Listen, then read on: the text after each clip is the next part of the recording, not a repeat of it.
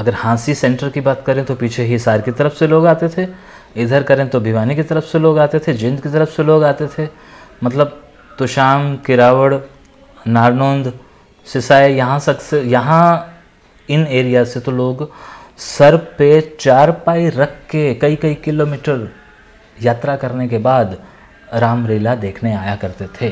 इतनी मशहूर हुआ करती थी हाँसी की रामलीला। और आज वो सब चीज़ें यादें बन कर रह गई हैं। तो मैंने विनोद भैया को कॉल किया तो उन्होंने कहा कि हाँ कौन बोल रहा है। तो मैंने कहा कि भैया आप नहीं पहचान पाओगे और इसी पहचानो के चक्कर में आप फ़ोन काट दोगे, परेशान होगे, तो मैं बता ही देता हूँ कि मैं आपका केशव बात कर रहा हूँ, केशव।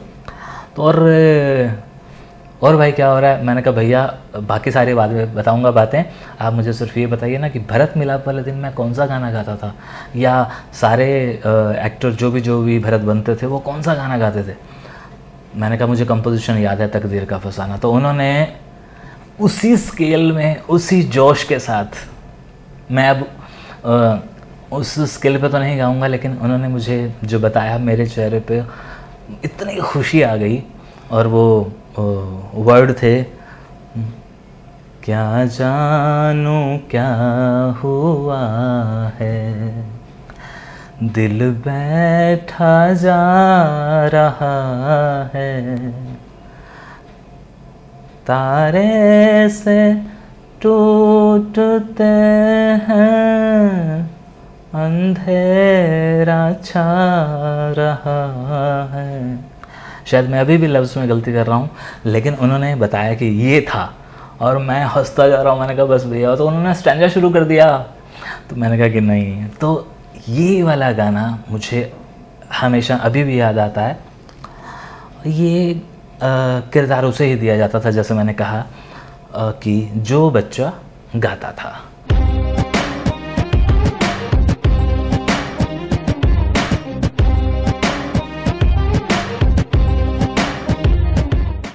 राम राम जी जनाब, हम भी कभी राम, लक्ष्मण और सीता का रोल अदा किया करते थे, लेकिन टीवी और फिल्मों में नहीं, रामलीला में। जी हाँ, एक दौर वो था जब हाँसी शहर में हमारी आवाज़ गूंजा करती थी। यूँ तो जनाब हमने 5वीं 6ठी क्लास में खुले मंच पर गाना शुरू कर दिया था, और ये हुआ था हमारे एक दोस्त की बदौलत, जिनका नाम है अमित जैन। हाँसी में प्रदीप वॉच कंपनी के नाम से इनकी एक शॉप है, और ये मेरे सहपाठी हुआ करते थे। और मुझे अच्छे से याद है, इन्होंने एक दिन मुझे धक्का सा दिया था कि ये गाएगा मैडम, और गाना शुरू कर दिया था सबके सामने। उससे पहले कभी कभी दोस्तों में बैठ के गाया करते थे, और आवाज़ गूंजती गूंजती जब मास्टर्स तक पहुंची तो एक हमारे गुरुवर श्री सत्यनारायण जी, जिन्हें इस बंदे की आवाज़ कुछ खासी पसंद आ गई थी। उसका शायद ये कारण था कि उनका पसंदीदा गाना, जो मुझे नहीं पता था कि ये उनका पसंदीदा है, वो मेरा भी था। और मैं कहीं उनके सामने गुनगुना बैठा, और उन्होंने मुझे एक सज़ा के तौर पर हमेशा खड़ा कर देना कहीं पे भी कि ला छोटू सुना वो गाना। और वो गाने के बोलते, चांदी की दीवार ना तोड़ी, प्यार भरा दिल तोड़ दिया। वो उसे इतने इत्मीनान से सुना करते, और सारे स्टूडेंट्स आपस में खुसर फुसर किया करते कि गुरुजी का कहीं कुछ है। हम सब बच्चे थे और इस बात को हम लोग हंसी में उड़ा देते थे। एनीवे, और इसके बाद स्कूल के competition, cultural programmes, group songs, solo songs और फेस्टिवल्स, और सारे में इस बंदे ने एक अच्छा खासा मकाम हासिल कर लिया था। और क्योंकि हाँसी छोटा सा शहर है, तो मेरी आवाज़ की गूंज वहाँ भी जा पहुँची जहाँ शायद पहुँचनी चाहिए थी। और एक दिन पिताजी ने घर पे आके बताया कि आज सुभाष ड्रामेटिक क्लब के प्रधान साहब दुकान पे आए थे और कह रहे थे कि केशव को हमें दे दीजिए, 1 महीने के लिए कि वो रामलीला में पार्ट करेगा। और पिताजी ने कहा कि पूछूंगा। मैंने कहा कि नहीं जी मैं करूंगा। उसके 2 कारण थे कि गाना और दूसरा ये कि भैया स्कूल से थोड़े दिनों के लिए छुट्टी हो जाएगी। तीसरा कारण ये भी था कि रामलीला को अच्छा समझा जाता था, एक इज़्ज़त बख्शी जाती थी किरदार को, उस कलाकार को जो वो पार्ट प्ले करता था। और मुझे इजाज़त तो मिल ही चुकी थी और मुझे वहाँ बुला लिया गया और मेरी रिहर्सल्स शुरू हो गई। तब नया नया था तो ये पूछने की ज़रूरत महसूस नहीं की थी कि मुझे रोल क्या मिलेगा, बस रोल मिलेगा इतना ही बहुत था। लेकिन ये भी जानता था कि मुझे कोई ऐसे ही छोटा रोल नहीं दिया जाएगा, क्योंकि प्रधान साहब खुद आए हैं तो अच्छा रोल दिया जाएगा। सब चीज़ें मेरे लिए नई थी और ख़ास तौर पर वो रिहर्सल तो बिल्कुल नहीं थी जिन्हें देखने के लिए कभी कभी उत्सुकता होती थी और देखने के लिए चले जाया करते थे। और आज उन्हीं रिहर्सल्स का मैं खुद एक हिस्सा बन चुका था। और मुझे जो रोल दिया गया था वो था भरत का, यानी भगवान राम के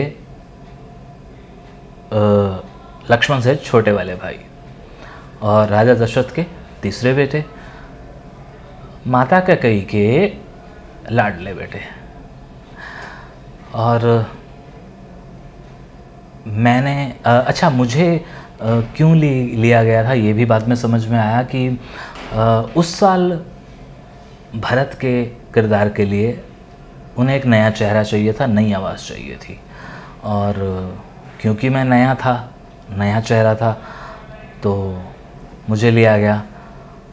एक बात और थी कि उस दौर में लिया उसे ही जाता था मेन किरदार के लिए जो कि बच्चा गाता था, और मैं गाता था। और मेरे हिस्से में उस भरत मिलाप की नाइट में, भरत मिलाप की रात में कई सारे गाने आए थे, लेकिन जो एक गाना मुझे अक्सर याद रहता है, जो मैं अब भूल चुका था, अभी इस वीडियो को रिकॉर्ड करने से पहले भूल चुका था, उसको उसके लफ्ज़ याद नहीं आ रहे थे, कंपोजिशन याद आ रही थी। तो उसके लिए मैंने अभी थोड़ी देर पहले हांसी फ़ोन किया हरीश भैया को, हरीश नांगरू जी। तो मैंने उन्हें फ़ोन किया कि भैया भरत मिलाप का वो गाना जब भरत अयोध्या पहुंचता है तो देखता है कि पूरा नगर वीरान पड़ा है और उसे पता चलता है कि राम तो वनवास जा चुके हैं, तो वहाँ एक वो गाना गाता है। तो उन्होंने कहा कि मुझे याद आ गया, सिचुएशन कंपोजिशन सब भी याद है। अच्छा, कंपोजिशन थी तकदीर का फसाना जाकर किसे सुनाए। तो भैया ने कहा कि नहीं मुझे नहीं याद आ रहा। उन्होंने कहा कि तू फ़ोन कर ले, हांसी में बड़े सारे लोग हैं। तो हम लोग याद कर रहे थे कि किसे करें, भूषी भैया को करें, टीटू को करें, तो प्रदीप को करें। प्रदीप का नंबर मुझे नहीं मिला, प्रदीप हमारे सीनियर हुआ करते थे। तो उन्होंने अचानक से कहा कि तू विनोद भाई को कर ले। तो मैंने कहा कि अरे हाँ विनोद भैया को कर लेता हूँ। तो मैंने विनोद भैया को कॉल किया। तो उन्होंने कहा कि हाँ कौन बोल रहा है। तो मैंने कहा कि भैया आप नहीं पहचान पाओगे और इसी पहचानो के चक्कर में आप फ़ोन काट दोगे, परेशान होगे। तो मैं बता ही देता हूँ कि मैं आपका केशव बात कर रहा हूँ, केशव। तो और भाई क्या हो रहा है। मैंने कहा भैया बाकी सारी बात बताऊंगा बातें, आप मुझे सिर्फ ये बताइए ना कि भरत मिलाप वाले दिन मैं कौन सा गाना गाता था, या सारे एक्टर जो भी भरत बनते थे वो कौन सा गाना गाते थे। मैंने कहा मुझे कंपोजिशन याद है, तकदीर का फसाना। तो उन्होंने उसी स्केल में, उसी जोश के साथ, मैं अब उस स्केल पे तो नहीं गाऊंगा, लेकिन उन्होंने मुझे जो बताया मेरे चेहरे पे इतनी खुशी आ गई। और वो वर्ड थे, क्या जानूं क्या हुआ है, दिल बैठा जा रहा है, तारे से टूटते हैं, अंधेरा छा रहा है। शायद मैं अभी भी लफ्ज़ में गलती कर रहा हूँ, लेकिन उन्होंने बताया कि ये था और मैं हंसता जा रहा हूँ। मैंने कहा बस भैया। तो उन्होंने स्टैंजा शुरू कर दिया।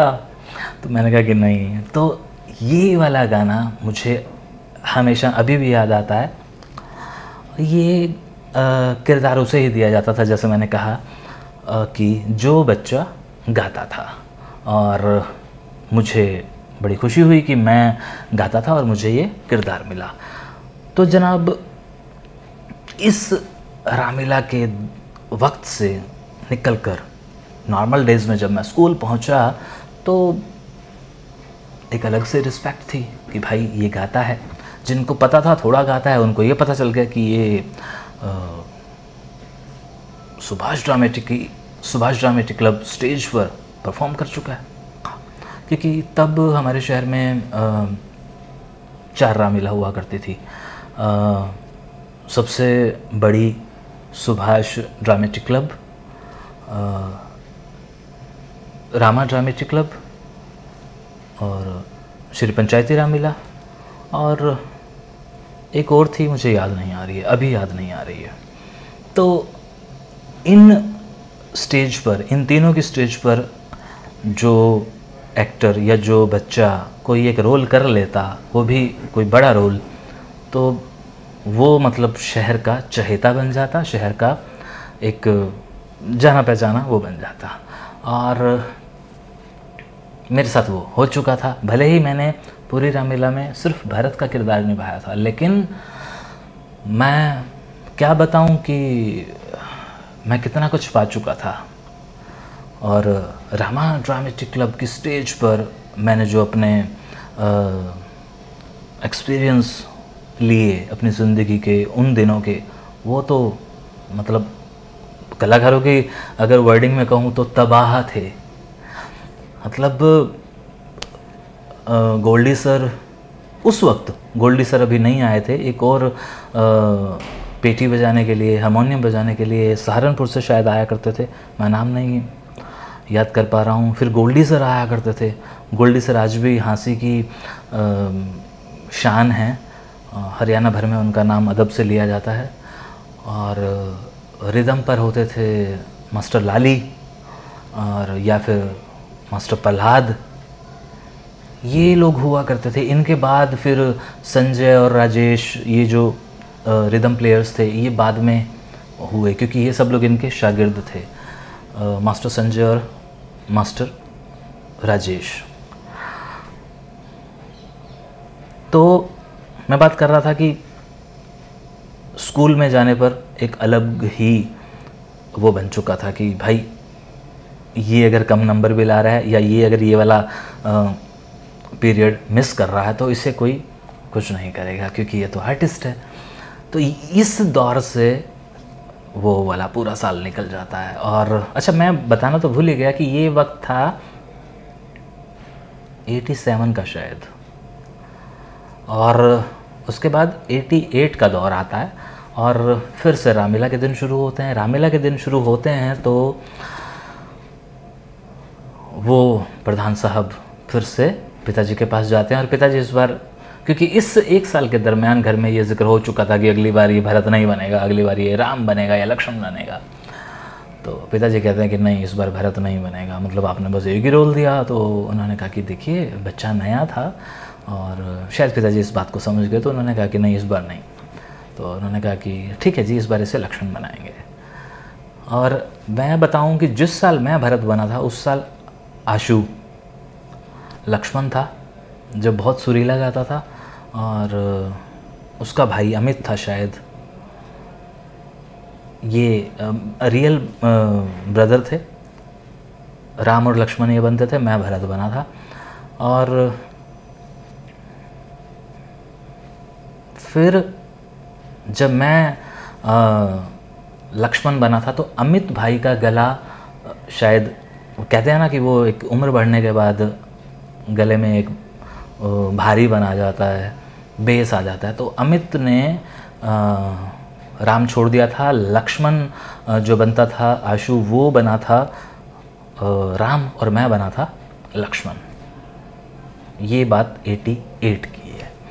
और तब हमारी रिहर्सल अच्छी खासी हुई थी, लंबी चौड़ी रिहर्सल्स हुई थी, और तब मुझे महसूस हुआ था कि यार तुम गा सकते हो यार, तुम्हें सीखना चाहिए। क्योंकि तब तक जो मैं गा रहा था वो मैं बगैर सीखे गा रहा था। सुर शायद भगवान ने दिए थे, और पिताजी बताते हैं कि वो भी कभी रामलीला में गाया करते थे। तो मैं भी, तो फिर ये चीज़ आपके खून में आ जाती है। तो मेरे साथ भी कुछ ऐसा था, मैं सबकी नज़र में अच्छा गाता था। और उसके बाद अच्छा मैं आपको बता दूं कि जो रामलीला होती थी वो यूँ नहीं होती थी। हमारे यहाँ पे जो रामलीला होती थी हर नाइट के बीच में, यानी कि राम भगवान की अगर 9 नाइटें हैं तो उनके बीच में 9 ड्रामे हुआ करते थे।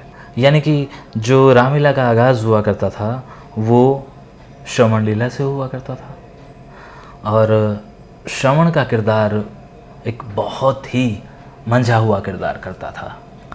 और जहाँ तक मुझे याद है, जो मुझे धुंधला सा याद आ रहा है, श्रवण का किरदार विनोद भैया के बड़े भाई जो कि डायरेक्टर हुआ करते थे, सुरेश भैया, या तो वो करते थे या फिर भरत भैया करते थे। और भरत भैया, पुरुषोत्तम भैया, आज़ाद मुझसे शायद 1 आध साल बड़े थे, या मेरे साथ के थे, मेरे साथ के ही थे शायद, आज़ाद। और उनके ऊपर एक और इनके एक बड़े भाई थे,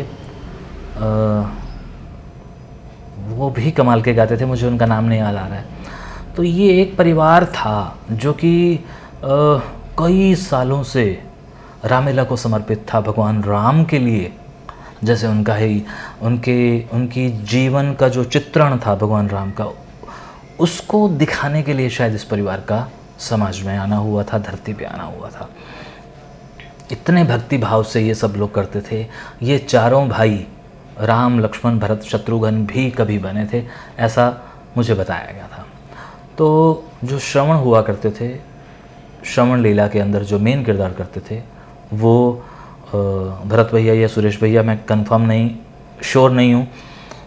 और श्रवण लीला के अंदर बेशुमार गाने हुआ करते थे। इवन एक बहुत बड़ा गाना हुआ करता था जिसके शायद 14 से 15 स्टैंजास हुआ करते थे। अंधों के लखते जिगर की क्या सुनाए दास्तां। इस गाने को पर्दे के पीछे एक पूरा ग्रुप गाता था, और सामने जितने भी स्टैंजे होते थे उसके हिसाब से झांकी बदली जाती थी, सीन तब्दील होता था और सामने वो रखा जाता था। इसके अंदर पूरी कहानी चलती है कि कैसे श्रवण अपने माँ बाप को लेकर निकलता है, और राजा दशरथ उसको हिरण समझ के मारते हैं, और फिर वो यहाँ से रामलीला का आगाज़ होता है।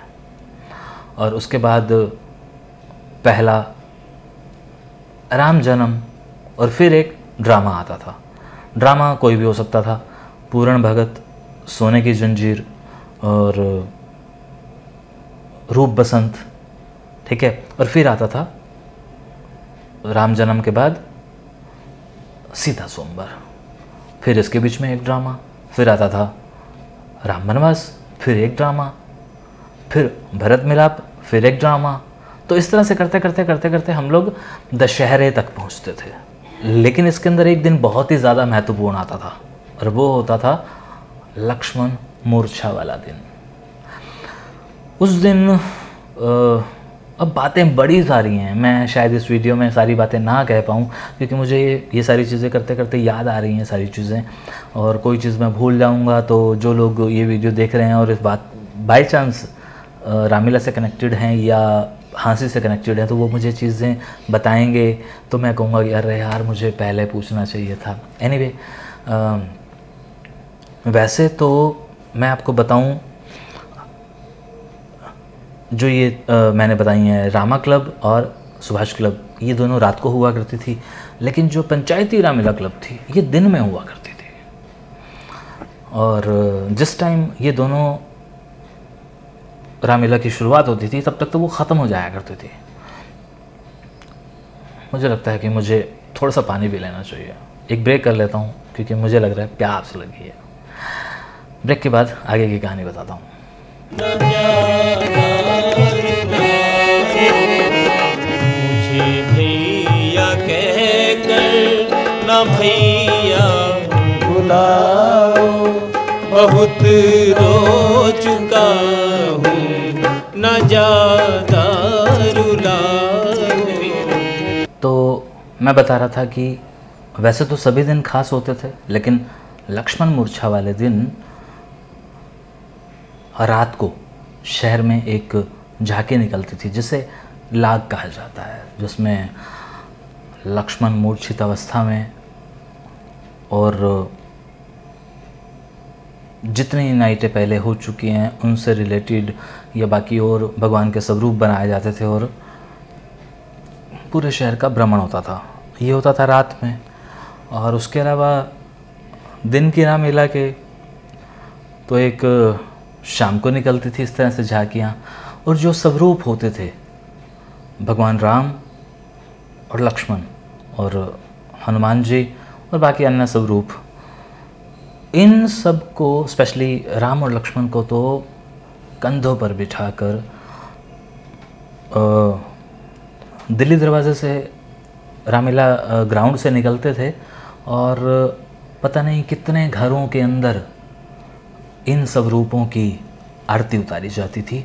इन्हें भगवान की तरह पूजा जाता था, चरण तक धोए जाते थे और इनके हाथ से प्रसाद को लिया जाता था, और मतलब लोग अपने बच्चों को लाते थे आशीर्वाद लेने के लिए। मैं इस वक्त वो मंज़र याद कर रहा हूँ तो मेरे रोए खड़े हो रहे हैं उस चीज़ को याद करके, क्योंकि मैं सीधा एकदम 22-25 साल पुरानी बात कर रहा हूँ, और मुझे आज जो समाज में हो रहा है उस पर मुझे घिन आ रही है कि क्या हो गया है अब। एनीवे, तो मुझे अच्छे से याद है हर घर में हमें जब लेके जाया जाता था तो हमें ड्राई फ्रूट्स और स्पेशली पान खिलाए जाते थे। मैं पान नहीं खाया करता था, तो मेरे पास पान इकट्ठे हो जाया करते थे, और जब हम और आगे बढ़ते थे हमारे मोहल्ले की तरफ, मतलब हम लोग जो पंजाबियों की तरफ जाते थे, क्योंकि हमारा शहर बटा हुआ था बनियों के मोहल्ले में और पंजाबियों के मोहल्ले में, तो मुझे मेरे जानने वाले लोग मिलते थे। तो जब वो हमारे आगे प्रसाद के लिए हाथ बढ़ाते थे तो मैं उन्हें वो चीज़ें देता था।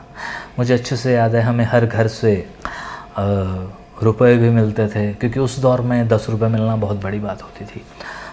10 रुपये, 20 रुपये, 50 रुपये, 100 रुपये तो शायद मुझे नहीं याद आ रहा, लेकिन इस तरह से मिलते थे। जुराबें हमें मिलती थी, ठीक है, और हमें पता नहीं किस किस तरह से गिफ्ट दिए जाते थे, और इन सब को हम लोग संग्रहित करके अच्छा, जितने दिन रामलीला चलती थी हम घर नहीं आते थे, हमें घर भेजा भी नहीं जाता था। हम एक ऐसे माहौल में रहते थे जो पूरा का पूरा सात्विक होता था। हमें सात्विक खाना दिया जाता था, घर वालों से दूर रखा जाता था और बाकी लोगों से ना मिलने दिया जाता था, मोह माया से दूर रखा जाता था। स्कूल की छुट्टी और घर की तरफ जाना ही नहीं, और हमें लगता था कि यार ये क्या ज़िंदगी है, हम लोग तो मतलब बहुत खुश हैं। तो ये सारा माहौल होता था, ये पवित्रता होती थी, एक साफ गोई होती थी, पाकीज़गी होती थी। और इसी तरह से साल 1-2 और बीते और कॉन्फिडेंस आ चुका था। तब आया था 90 का दौर, यानी कि 90 में आरक्षण हुआ था। और आरक्षण में मुझे अच्छे से याद है कि हमारा स्कूल जो PCSD स्कूल था वो वहाँ से तब्दील कर दिया गया था किसी और बिल्डिंग में, और वो था डडल पार्क के सामने एक धर्मशाला, और वहाँ पर वो स्कूल में तब्दील कर दिया गया था और वहाँ पर पढ़ाया जाता था। लेकिन पढ़ाई ना के बराबर थी, आरक्षण चल रहा था, ये कोई आंदोलन था एक ऐसा। और तब भी रामलीला आई, और रामलीला में तब उस साल मैंने डबल शिफ्ट में काम किया था, डे और नाइट। और लोगों ने भी किया होगा, मैं नहीं जानता, लेकिन मैं अपना बता रहा हूँ। डे और नाइट काम किया था। मतलब मुझे अच्छे से याद है, उस साल मैं सुभाष ड्रामेटिक क्लब नहीं कर रहा था, मैं पंचायती रामलीला कर रहा था। दिन में मैं पंचायती रामलीला कर रहा था, लक्ष्मण था मैं, और वहीं से मुझे क्योंकि रामलीला ख़त्म हो जाती थी 10 बजे से पहले और वो रामलीला शुरू होती थी 10 बजे के बाद, यानी कि रामा ड्रामेटिक क्लब। तो मुझे वो लेके जाते थे बाइक पे, कार पे, कैसे भी लेके जाते थे उसी कॉस्ट्यूम में, और मुझे दूसरी जगह जाके मेकअप का टचअप करना होता था। और मैंने तब 1 साल डबल शिफ्ट की, जैसे मैंने बताया। तो मैं यहाँ लक्ष्मण बनता था, तो वहाँ रामा ड्रामेटिक क्लब में मैं सीता बना था। तो उस साल मुझे वो याद करते ही बड़ी खुशी सी होती है कि भाई हमने तब डबल शिफ्ट की थी। हालांकि शूटिंग लाइन में रहते हुए हमने कई बार ऐसा किया है कि एक शूटिंग ख़त्म हुई तो दूसरी की, लेकिन मैंने तब ही कर ली थी। और तब भी मेरे साथ, तब वहाँ पे 2 भाई थे, तो यहाँ पे भी 2 भाई थे। यहाँ थे मनोज और संदीप, और वहाँ थे अमित और आशु, जब मैं यहाँ सीता था। और उन दिनों रामलीला में जो गैप आइटम्स आया करती थी, तब कमाल के डांसर्स आया करते थे। सुभाष ड्रामेटिक क्लब में सोनू मोनू आया करते थे, सोनू और बॉबी आया करते थे। और जो दिल्ली से थे, बड़ी मतलब क्या नाच होता था उनका, दीवाने होते थे लोग उनके। ये थोड़ा सा वेस्टर्न करते थे, और उधर जो था रामा ड्रामेटिक क्लब में, वहाँ थोड़ा सा इंडो वेस्टर्न और क्लासिकल मिक्स था। और कुछ एक गाने तो ऐसे थे कि वो बजे तो लोगों ने भागना शुरू किया। मतलब अगर आप 1 किलोमीटर भी दूर हैं, तो अगर आपने वो गाना सुन लिया, मतलब अगर सत्यम शिवम सुंदरम बजा, तो आप समझ जाएं कि वो फलाना डांस परफॉर्म कर रहा है और आपको उसका डांस देखना है। तो ये इस तरह से कुछ हुआ करते थे। अब बात करता हूँ उन लोगों की जिनके साथ मैंने बहुत कुछ सीखा, जिन लोगों ने बहुत कुछ सिखाया, और जिनके साथ अब भी मेरा राब्ता है, और कभी कभार मेरी उनसे राम राम हो जाया करती है। मैंने अभी विनोद भैया का जिक्र किया, विनोद शर्मा जो कि पंडित हैं, इनका मैं ताउम्र शुक्रगुजार रहूँगा, क्योंकि मैंने इनकी उंगली पकड़कर वो किया था। अच्छा, एक चीज़ तो मैं बताना ही भूल गया, जिस साल शायद मैं भरत बना था, उसी साल मुझे इन्होंने सखी भी तो बनाया था। मतलब वो शायद मेरी जो एक शर्मीली इमेज होती है कि अरे इतने लोगों को कैसे कॉन्फिडेंस के साथ फेस करोगे, तो 1-2 दिन पहले जब सीता स्वयंवर था, तो मुझे रखा गया था ग्रुप में जो सीता बनी थी उसकी सखियों में। क्योंकि मैं अच्छा गाता था, तो हम लोग जो सीता स्वयंवर में एक गाना था, तुझे दिल की बात बता दूं, नहीं नहीं नहीं नहीं, ये बाद में मैंने सीता बनते हुए खुद भी गाया था। और क्योंकि मैं सखी कभी बना था, तो मैंने ये तब भी गाया था। विनोद भैया ने मुझे जो चीज़ें सिखाई हैं, मतलब बॉम्बे तो मैंने बहुत बाद में जाके चीज़ें सीखी हैं, क्योंकि वहाँ तो मैंने कैमरा टेक्निक सीखी हैं, एक्टिंग कैसे होती है, कैसे करवाई जाती है। लेकिन इन लोगों ने तो मुझे घुट्टी सी पिला दी थी। अगर ये लोग उस दौर में मुझे वो सब चीज़ें ना सिखाते, तो आज मैं इतना कॉन्फिडेंस के साथ आप सबके सामने बातें ना कर पा रहा होता। और विनोद भैया, उसके बाद प्रदीप भाई, उसके बाद विनोद भैया के बड़े भैया सुरेश जी, जो आज हमारे बीच में नहीं है, लेकिन मैं गवाह हूँ उनके उस नाम का, जो उस दौर में एक डंका बजता था ना क्योंकि उनके साथ मैंने सोने की ज़ंजीर किया था। सोने की ज़ंजीर में मैं बेबी बना था, और बड़ा खूबसूरत ड्रामा है, शायद अब लोग भूल चुके हैं, अब याद दिला रहा हूँ तो हंसी के उन लोगों को याद आएगा। और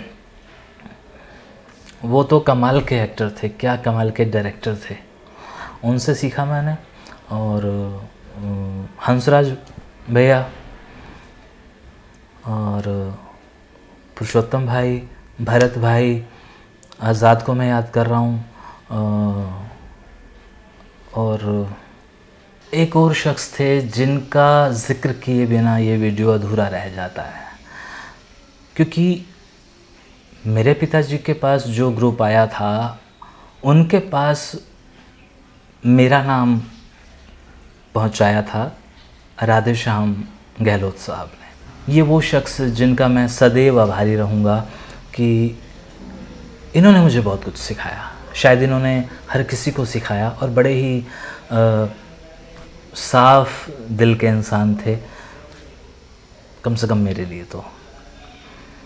राधे श्याम भाई साहब को अभी भी याद करते हुए चेहरा, वो कुर्ता पजामा डालते थे, याद आ गया। तो राधे श्याम जी ने मुझे बहुत कुछ सिखाया था। अच्छा, मैं बाकी लोगों का जिक्र कर रहा था। फिर उसके बाद मुझे जो मेरे समकालीन या मेरे बाद में जो मुझसे मेरे साथ जुड़े, वो राजकुमार सैनी, प्रदीप भाई दोनों तरफ हुआ करते थे, ठीक है। पुरुषोत्तम भाई और भरत भाई दोनों तरफ ही हुआ करते थे, क्योंकि तब ये चीज़ प्रोफेशन नहीं थी। जो भी मिलता था चुपचाप देने वाला भी दे देता था, लेने वाला भी ले लेता था, क्योंकि तब ये एक सामाजिक कार्य के साथ साथ एक सम्मान था। और फिर मैं पहुंचा वहाँ रामा ड्रामेटिक क्लब में। वहाँ मेरे साथ मनोज था, वहाँ मेरे साथ संदीप था, और वहाँ उनके पिताजी थे जो खुद दशरथ बना करते थे। वहाँ विजय अंकल थे, विजय सैनी साहब, ये लोग प्रधान हुआ करते थे। लेकिन इनका जो हैंडल करने का एक सिस्टम था वो बड़ा कमाल का था। हर चीज़ को बड़े ही मतलब मैनेजमेंट उनकी बड़ी कमाल की थी। उसके अलावा वहाँ पर घूम फिर कर वही आते थे कि यहाँ पर भी सुरेश भैया थे तो वो डायरेक्टर थे, और विनोद भैया थे तो वो लेडीज़ रोल के लिए ऑलवेज़ वहाँ अवेलेबल होते थे। तो इस तरह से ये सब चीज़ें चलती रही। और उसके बाद एक वक्त आया जब रामलीला पूरी तरह से बंद हो गई, और फिर इसके बाद शुरू हुआ कुछ सालों के बाद एक नया रामलीला क्लब जिसका नाम था आदर्श ड्रामेटिक क्लब। अच्छा हाँ, बीच में मैं एक दो लोगों का नाम और लेना भूल गया। मेरे साथ वहीं रामा क्लब में जुड़ा था अनिल इलाहाबादी और दीपक नागपाल। ये तब मेरा जूनियर था। दीपू आज भी मतलब वो मेरे साथ लक्ष्मण बना करता था, और अनिल बीच में आया था, ये राम बना करता था। ये मास्टर संत कुमार जी का शागिर्द है। और जब हम लोग आए यहाँ आदर्श ड्रामेटिक क्लब की अगर बात करें, ये बहुत ज़्यादा लंबी नहीं चली, बस शुरू हुई और ख़त्म हो गई। और यहाँ पर मुझे कुछ नए लोग मिले, और पुराने लोगों में से मैं कहूँ तो यहाँ पे हरीश भैया थे जिनको मैंने अभी फ़ोन किया बताया था, और हरीश भैया वहाँ पे हारमोनियम प्ले किया करते थे, और मैं वहाँ पे लीड रोल किया करता था। और बाकी जो लोग थे वो बस शुरू हुए और ख़त्म हो गए, उसका अंजाम बहुत दूर तक नहीं पहुँचा। तो ये थी एक रामलीला की वो यात्रा। लेकिन हाँ, जाने से पहले ये भी ज़रूर बताता हूँ कि हाँसी के रामलीला का डंगा दिल्ली तक गूंजता था उन दिनों में, और बहुत दूर दूर से लोग इसे देखने आया करते थे। अगर हाँसी सेंटर की बात करें तो पीछे हिसार की तरफ से लोग आते थे, इधर करें तो भिवानी की तरफ से लोग आते थे, जिंद की तरफ से लोग आते थे, मतलब तुशाम, किरावड़, नारनौंद, सिसाई, यहाँ इन एरिया से तो लोग सर पे चारपाई रख के कई कई किलोमीटर यात्रा करने के बाद रामलीला देखने आया करते थे। इतनी मशहूर हुआ करती थी यहाँ से की रामलीला। और आज वो सब चीज़ें यादें बन कर रह गई हैं। यादें सबके जहन में हैं, बस मेरे पास एक ज़रिया था, एक माध्यम था कि मैं इस ज़रिए से उन सबको भी याद दिला दूं कि हम लोग किस तरह से क्या काम किया करते थे। और जो ये लॉकडाउन का दौर चल रहा है, इस दौर में ये बड़ा ज़रूरी था। आप लोग घर पे रामायण और महाभारत देख रहे हैं, देख चुके हैं, तो वो सब याद करते करते जब मेरे सामने मेरी ही कुछ फोटोग्राफ सामने आ गई तो मुझे ये बताना बड़ा ज़रूरी सा लगा कि हम भी कभी इसी रामलीला के हिस्से हुआ करते थे। कुछ लोगों के नाम भूल गया हूँ तो उनसे मुआफ़ी, क्योंकि बात करते करते कुछ और लोग याद आ रहे हैं जो सीनियर हैं, जैसे कि भूषी भैया और टीटू भैया। हालांकि इन लोगों के साथ हमने रामलीला में काम नहीं किया, इन लोगों को हमने रामलीला में काम करते हुए देखा है, ठीक है। और एक्चुअली पंजाबियों की जो रामलीला हुआ करती थी वो मेरे रामलीला करने के दौरान रोकी जा चुकी थी, बंद हो चुकी थी। देवी दयाल साहब की रामलीला थी, जो कि कहते हैं कि जब वो पार्टीशन फेस करके आए थे उस हिंदुस्तान से इस हिंदुस्तान में, तो वो रामलीला की जो नाइटें थी, जो स्क्रिप्ट्स थी, वो अपने साथ लाए थे और जो इतनी खूबसूरत थी कि वो यहाँ पर पॉपुलर हो गई और बड़े सालों तक ये डंका बजता रहा। और हाँ, मैं एक और बात बता दूं कि हमारी हर रामलीला की नाइट में 20, 30, 40, 50 गाने हुआ करते थे। राम जन्म में भी गाने गाए जाते थे और सीता स्वयंवर में भी गाने गाए जाते थे। मतलब अगर आप बात करें आजा सनम, अगर ये वाली कंपोजिशन है तो इस पे ही था। राम और लक्ष्मण जब जनकपुरी में हैं और गार्डन में जब उनका सीता के साथ सामना होता है तो वहाँ वो एक गाना गा रहे होते थे, कैसी पवन और ये कैसा चमन। और इसी तरह से इसके बाद जब वो जहाँ पे धनुष रखा होता था, जहाँ पर रावण आता है सीता से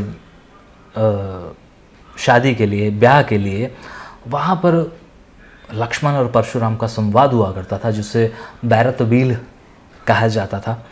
बैरतबील एक विधा है, संगीत की एक विधा है।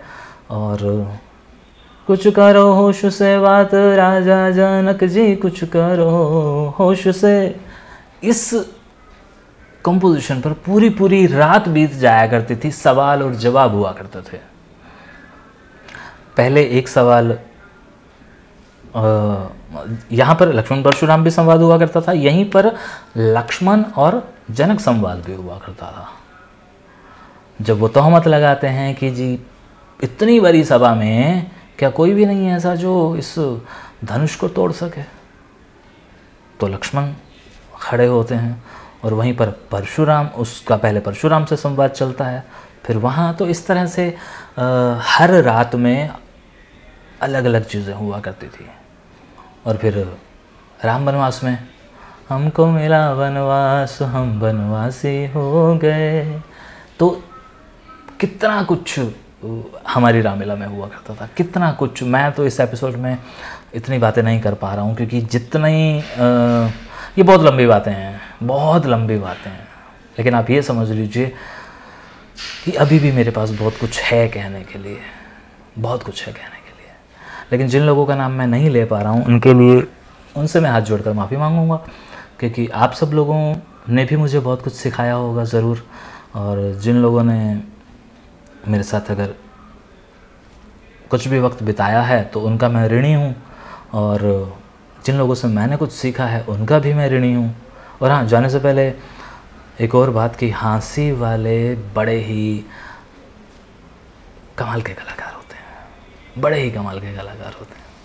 हाँसी वालों, शुक्रिया कि आपने इस नाचीज़ को इस काबिल बनाया कि आपके लिए वो आप ही की यादों को इस वीडियो में संग्रहित कर सके। धन्यवाद।